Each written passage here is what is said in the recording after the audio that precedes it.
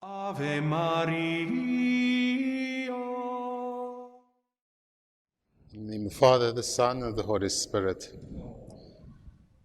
There's no doubt that we live in very difficult times.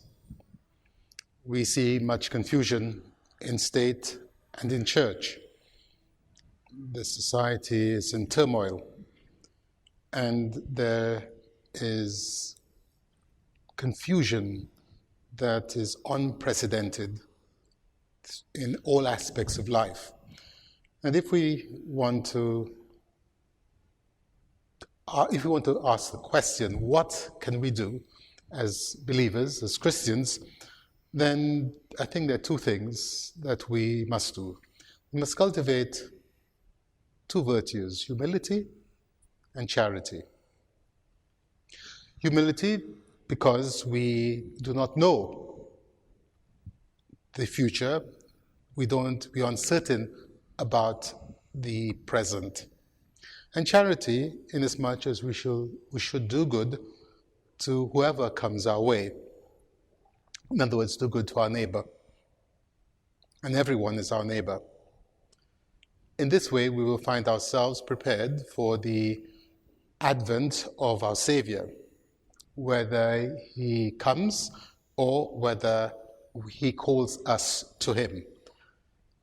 Humility is the queen of virtues, and charity is the queen of the practical virtues. The text that we heard this morning from the Gospel according to St. Matthew deals with these two things indirectly. The text is well known to Catholics. On this rock I build my church, the gates of the underworld can never hold out. You are Peter, and on this rock I will build my church. And so from the very beginning, the church has regarded Peter as its visible head after the ascension of our Lord into heaven. And the church gathered around Peter. We see this in the Acts of the Apostles when Peter is arrested. The whole church prayed for him. Peter's successors have been men of varying characters, abilities, temperaments, and behavior. The first 50 successors, the first 50 popes, were all martyrs. To be elected pope meant you were being chosen for sacrifice. You were essentially choosing death. Then we have the periods after where, as I said, the men of various characters, abilities, temperaments, and so on. And even today we see a little confusion within the church. And so we have to ask ourselves, how do we remain stable? How do we remain balanced? How do we live the Catholic life despite the confusions all around us? And as I said, it is a matter of humility and charity. God's ways are not our own. When Christ our Lord chose Peter, Peter was immediately called Satan, because our Lord went on to speak about his passion, and the Lord turned to him and said, and Peter said, "No, Lord, this cannot happen to you. This is not the way it should be." And the Lord said to Peter, "The way you think is not God's way, but man's way. Get behind me, Satan. Do not obstruct God's plan." So Peter is immediately humbled. In the succeeding centuries, the church has developed an understanding of the role of Peter, and this is what we need to keep in mind. There are three things that we as Catholics need to keep in mind.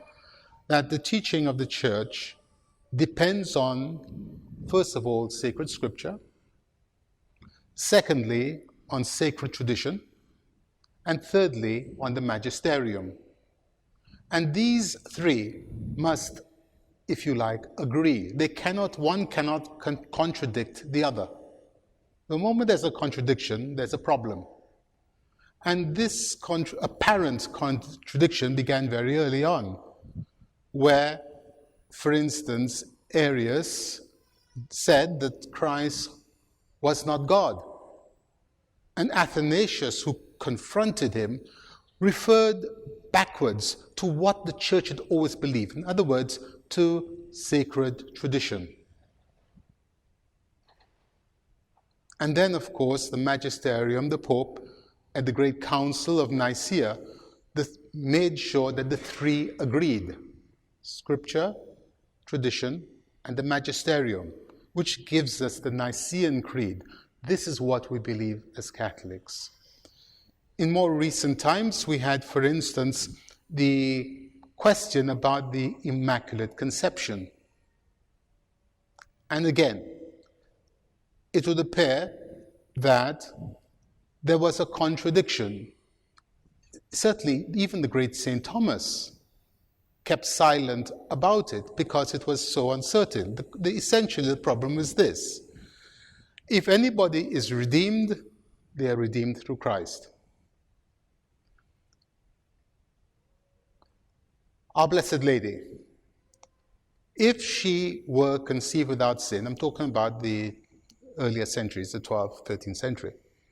If she were conceived immaculate, she wouldn't need redemption. Therefore, Christ did not redeem her. And there appears to be a contradiction.